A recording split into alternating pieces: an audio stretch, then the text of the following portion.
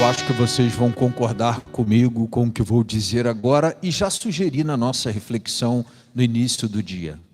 Nada é mais reconfortador para a gente, nada é mais assim, surpresa agradável, nada é mais, vou usar até um termo meio inadequado, gostoso, né, agradável, do que quando a gente tem consciência de ter feito uma coisa errada e está indo ao encontro de alguém para acertar essas contas, para pedir perdão. No coração a gente alimenta aquela expectativa de ser até mal acolhido, de talvez não ser perdoado, não ser compreendido, e aí a gente chega lá e se surpreende positivamente com o comportamento, com a resposta do irmão. Ao contrário daquilo que a gente esperava, rejeição, ao contrário daquilo que a gente pudesse esperar no sentido de não ser compreendido, não ser perdoado, a pessoa nos dá um abraço, acolhe e diz para a gente assim: vamos em frente, vamos recomeçar. Eu comparo muito essa boa experiência ou essa surpresa agradável à agradável surpresa que foi, por exemplo, o filho pródigo, ao retornar, ao voltar, ser acolhido, recebido, perdoado pelo pai, a quem ele tinha muito ofendido. Mas vamos pensar bem. Essa lógica só é possível se a gente estiver pronto para as duas coisas. Estiver pronto para, em algumas ocasiões, estar naquela ponta de quem é surpreendido positivamente com um perdão que a gente tem consciência de ter ofendido, de ter magoado, e ao contrário da nossa expectativa, a gente recebe aquele abraço, aquele perdão que diz para a gente: vamos recomeçar. E tem uma outra ponta.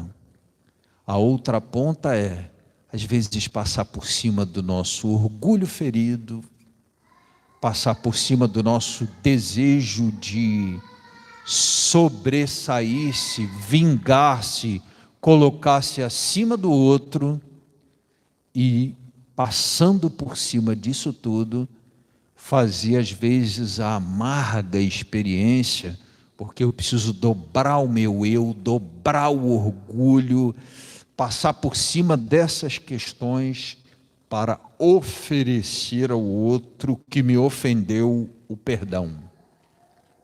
Se não houver a disposição para ocupar as duas pontas, sempre haverá alguém que vai deixar de receber esse perdão. E na medida que se deixa de receber o perdão, também a gente incentiva a quem não receber o perdão a não ofertar, a não oferecer o perdão.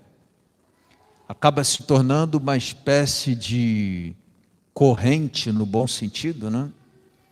Quando todo mundo se dispõe a perdoar, quando todo mundo se dispõe a passar por cima de algumas questões e oferecer o seu perdão, a gente predispõe o nosso ambiente, predispõe nossa casa, predispõe nosso ambiente de trabalho à reconciliação e ao recomeço. Não é possível, por muito tempo, viver em família, viver em ambientes comuns de trabalho, vizinhança, sem que ocorra esse ambiente de predisposição para o perdão.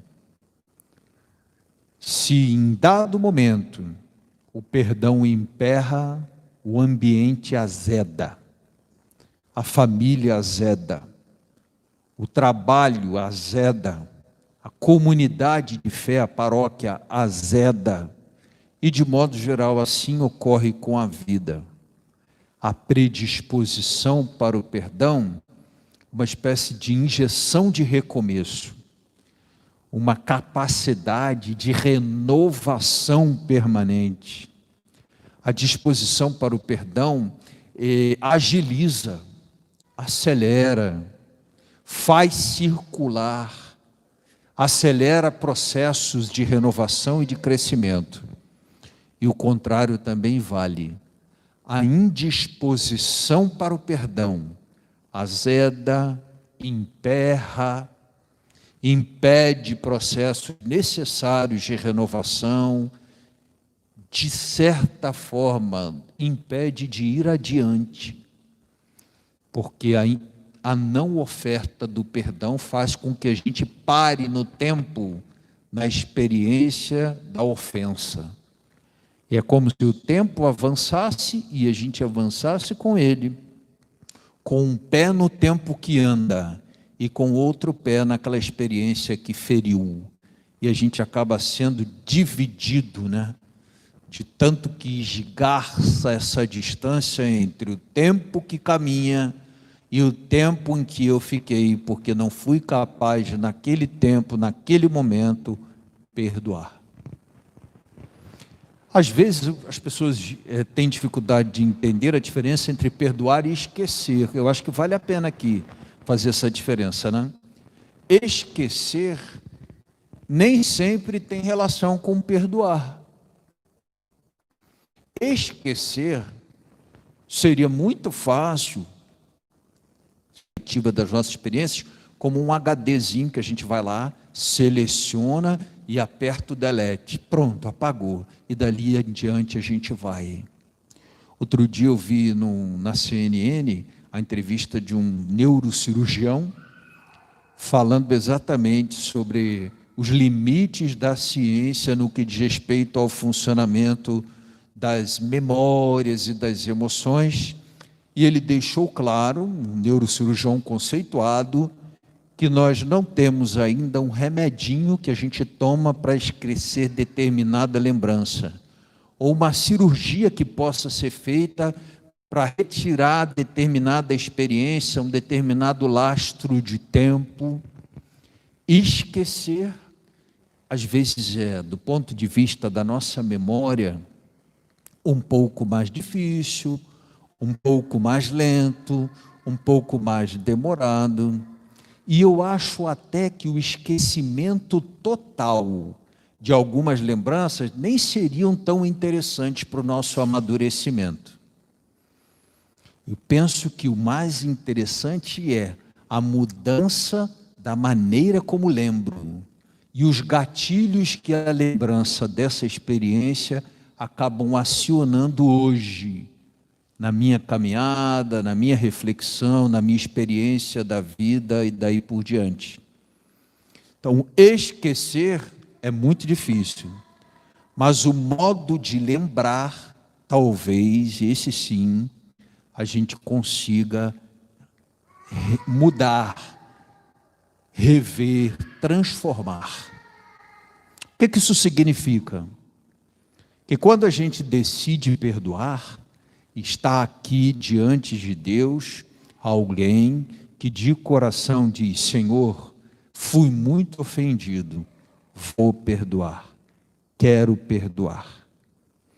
Esquecer talvez possa ser, sim, uma consequência dessa minha decisão de perdoar.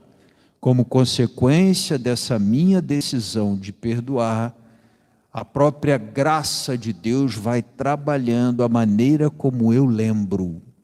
A própria ação de Deus, talvez a ação de um profissional que me ajude nesse processo também, vai amadurecendo em mim o modo de lembrança. E aí aquela lembrança se torna experiência. Ela se torna uma espécie de escola para a vida. Esquecer é uma coisa, perdoar é outra. Aqui nós estamos falando de diante de Deus, colocar-se e dizer: eu perdoo.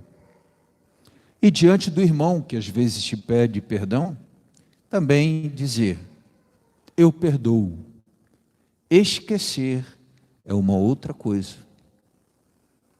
Vamos pedir ao Senhor que nos dê essa graça de não negar o perdão a quem te pede o perdão, e pedir ao Senhor que também nos ajude a curar as feridas abertas pela exatamente experiência da ofensa, possivelmente já perdoada, mas ainda num processo de cura e de restauração.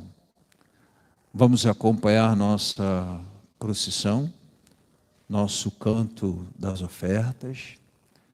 De casa, como a gente sempre fala, esse é o momento que a gente pode continuar participando, colaborando, socorrendo as necessidades espirituais e materiais da nossa comunidade. E vamos acompanhar com alegria o nosso canto das ofertas.